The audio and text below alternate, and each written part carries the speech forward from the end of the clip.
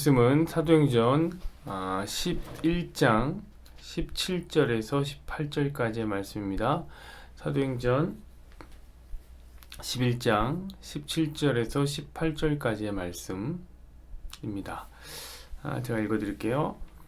그런즉 하나님이 우리가 주 예수 그리스도를 믿을 때에 주신 것과 같은 선물을 그들에게도 주셨으니 내가 누구이기에 하나님을 능히 막겠느냐 하더라.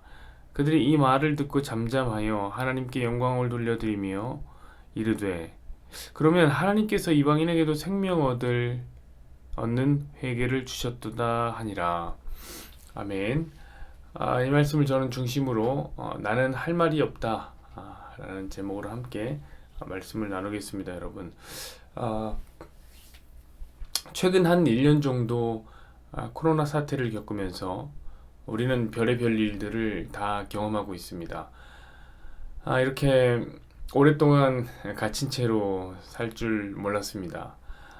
그리고 이렇게 마스크도 많이 필요할 줄은 몰랐습니다. 코로나는 전혀 예상이 안 된단 말이죠. 불확실성 그 자체, 이것이 코로나입니다. 특별히 교회는 이 시기에 매우 특별한 일들을 경험하고 있습니다. 그것은 교회가 이제는 이 세상의 골칫거리가 되었다는 사실입니다.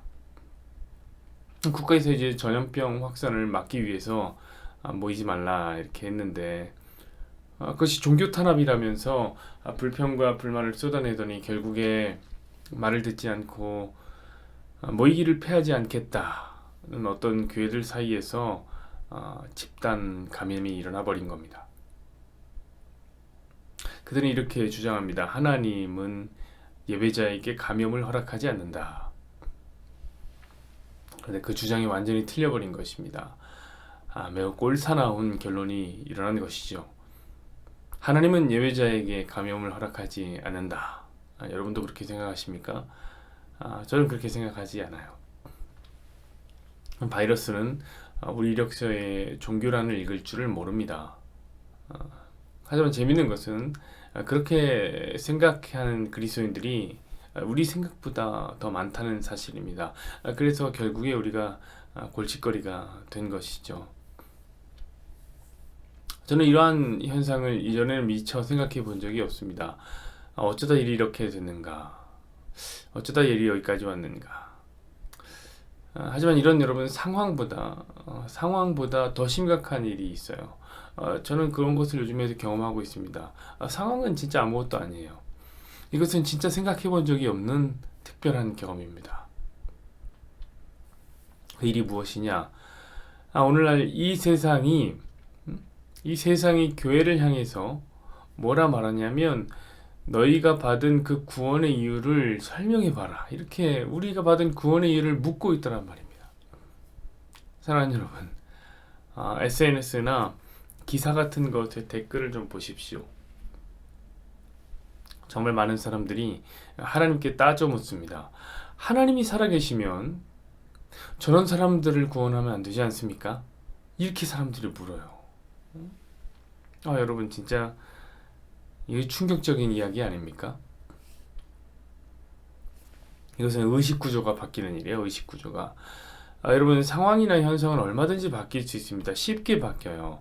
여러분, 근데 정말 안 바뀌는 게 뭔지 아세요? 인간의 의식구조는 잘 안 바뀐다고요. 근데 이 의식구조가 바뀌어버린 거예요. 여러분, 원래는 교회가 세상을 향해서 던졌던 도전 아니에요? 당신이 구원을 받으려면 이렇게 하십시오. 이렇게 하십시오. 이렇게 교회는 구원의 이유를 독점하고 있었습니다. 반면에 세상은 그 구원의 이유에는 별로 관심이 없었죠. 그런데 이제는 오히려 세상이 교회를 심판하고 있는 거예요. 이는 진정 어처구니가 없는 경험이다 라고 말하고 싶습니다. 저는 여기에 뭐라고 할 말이 없더라고요. 목사로서 할 말이 없어요. 오늘 본문이 이런 특별한 경험에 매우 좋은 답이 되어주고 있는 것 같습니다. 오늘 본문은 제가 11장으로 들어오고 난 다음에 처음으로 선택한 본문입니다. 여러분, 오늘 본문이 몇 절이죠? 17절과 18절입니다. 그러면 1절부터 16절까지는 제가 이제 다 스킵한 거죠. 그렇죠? 자, 그러면 그 1절부터 16절까지가 도대체 무슨 내용이길래 제가 강의를 하면서 이 부분은 이제 쏙 빼고 바로 17절부터 강의를 시작하는 걸까요? 1절부터 16절까지는 우리가 알고 있는 얘기예요. 어떤 얘기냐면 베드로가 10장에 경험한 이야기를 다시 되풀이하는 겁니다. 나에게 이런 일이 있었다. 이렇게 베드로가 10장의 일을 11장에 또 이야기하는 거죠. 그래서 넘긴 겁니다.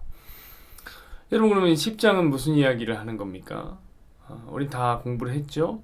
고넬료가 구원받는 이야기를 하고 있는 겁니다. 어떻게 이방인인 고넬료가 구원을 받았는가 이야기인 거죠. 그러니까 지금 베드로는 고넬료가 구원받은 경위를 매우 상세하게 말하고 있는 것입니다. 1절부터 16절까지니까 그것도 꽤 길게 설명하고 있는 것이죠. 자, 여러분, 왜 그런 걸까요? 왜 이렇게 길게 이야기하는 걸까요?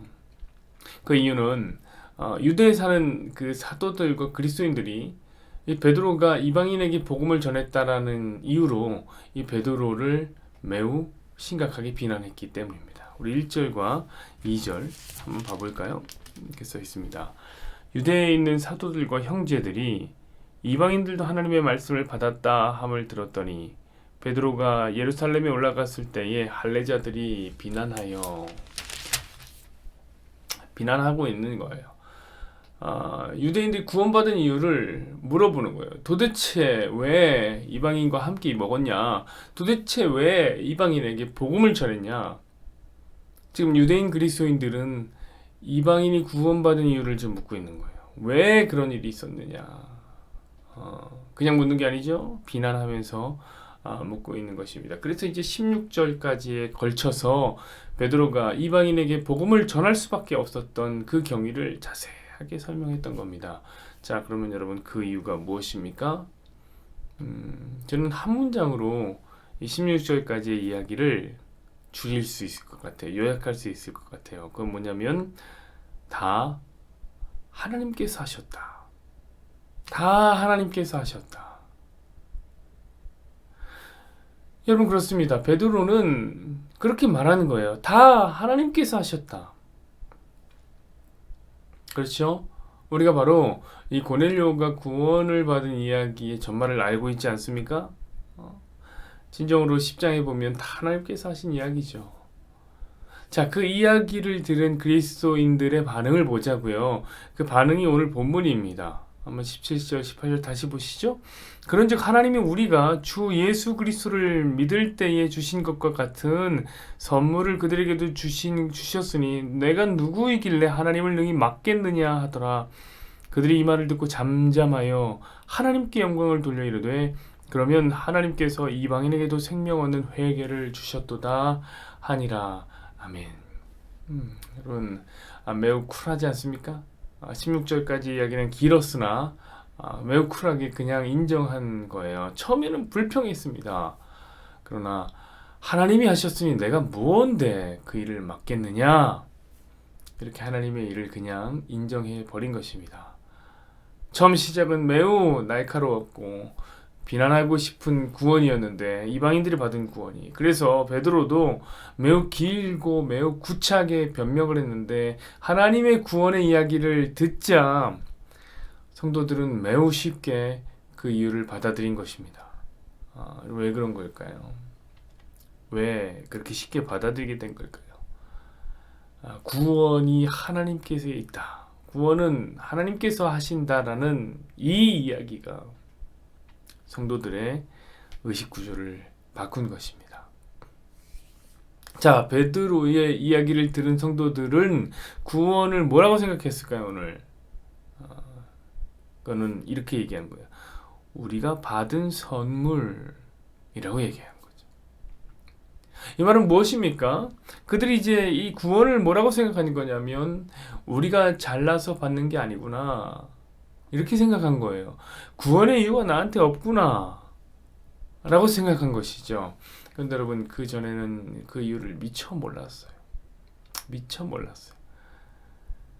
그것을 따져 물을 때는 미처 몰랐던 거예요. 베드로에게 비난하고 있었던 성도들은 이미 그리스도를 믿어서 구원을 받은 성도들이었는데도 그들은 여전히 자기가 구원받은 이유가 있다고 생각했던 거예요. 그리고 그 이유 중 하나가 바로 자기가 유대인이라 라는 조건 때문에 내가 구원받는 것이지 라고 생각했던 거죠.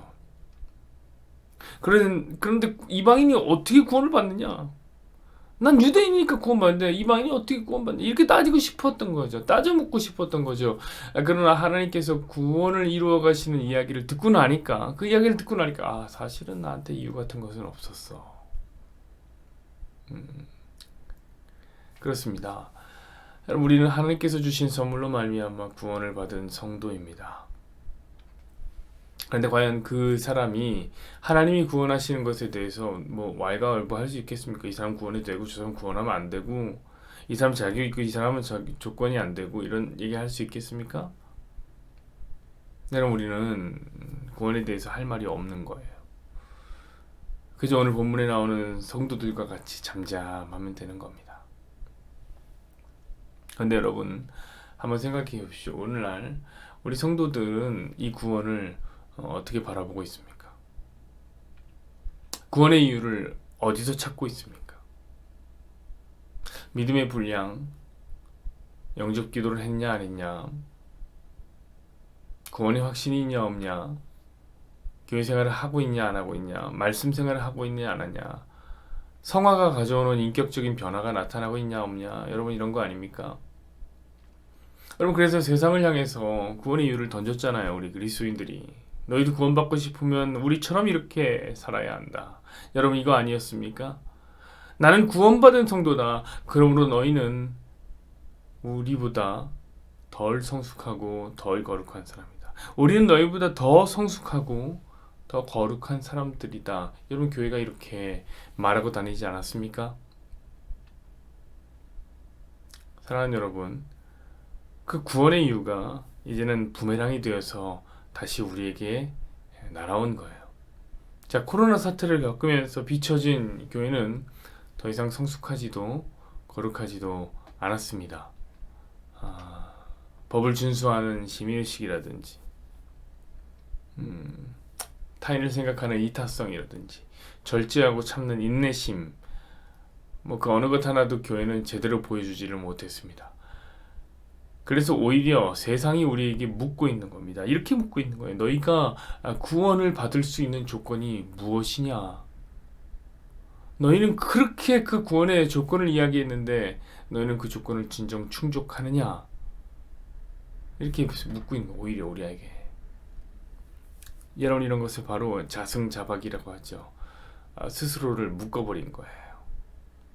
사랑하는 여러분, 우리는 여기에 할 말이 없습니다. 저는 그렇고요. 할 말이 없고 한국교회 역시 할 말이 없다고 생각해요. 그러나 매우 역설적이게 놀라운 것은 바로 우리가 할 말이 없다는 그 사실이 답이 되어지고 있다는 것입니다. 여러분 원래 구원에 대한 답은 할 말이 없다는 거예요. 원래부터 이유가 없었어요. 그런데 그 이유나 조건을 우리가 충족하는 척한 것이 문제였습니다. 여러분 우리는 이제 진실을 말해야 됩니다. 진실은 무엇입니까? 하나님께서 베푸신 구원은 선물과 같다. 구원에는 아무 조건이 없다. 나는 너보다 훌륭하지도 않고 나는 너보다 오히려 더 죄인임을 느낀다. 그러나 하나님이 이 못난 나를 구원했다. 그리고 당신도 그 구원을 선물로 받기를 받는다. 여러분 이런 진실을 진정으로 이야기해야 됩니다. 그렇게 우리가 잠잠하게 하나님께만 모든 영광을 올려드리는 그런 성도들이 되었으면 좋겠습니다. 오늘 본문에 나오는 유대인 그리스도인들처럼 잠잠하게 주님께 맡겨드리는 주의 백성들이 되기를 바랍니다. 여호와는 내게 복을 주시고 너를 지키시기를 원하며 여호와는 그의 얼굴을 내게 비추사 은혜 베푸시기를 원하며 여호와는 그 얼굴을 내게로 향하여 드사 평강 주시기를 원하노라. 아멘.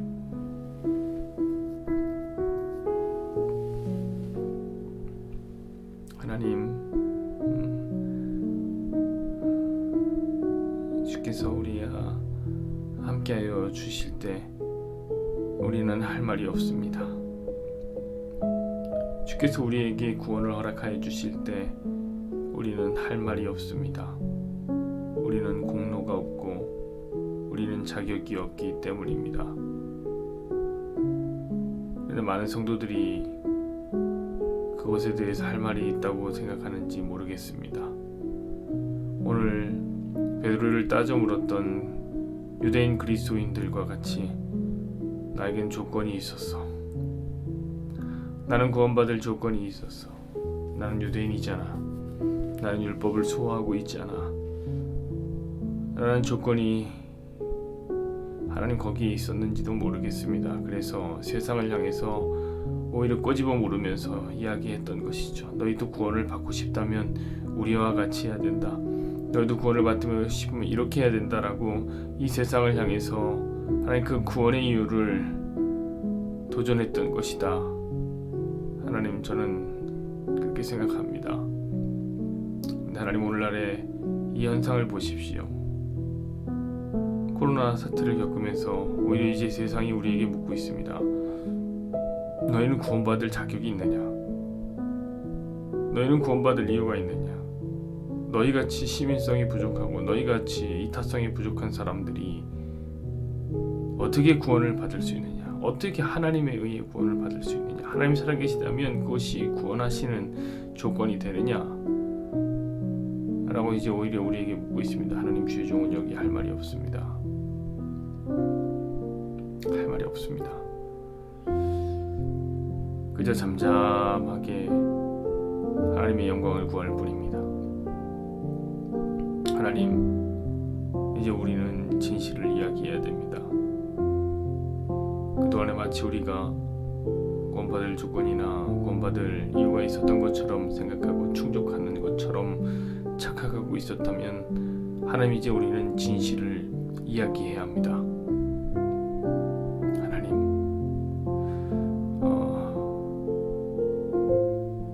오늘날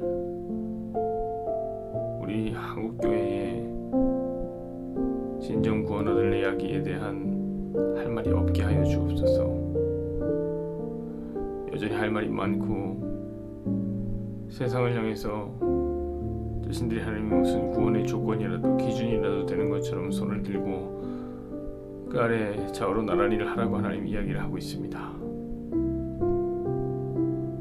하나님, 언제까지 그런 거짓 노름을 해야 됩니까? 우리가 진정 세상 사람들보다 더 순전하고 세상 사람들보다 더 도덕적이고 세상 사람들보다 더 성숙한 사람들입니까? 아니지 않습니까? 왜 계속해서 속이고 왜 계속해서 착각하고 있는 것입니까? 왜 계속해서 비난하고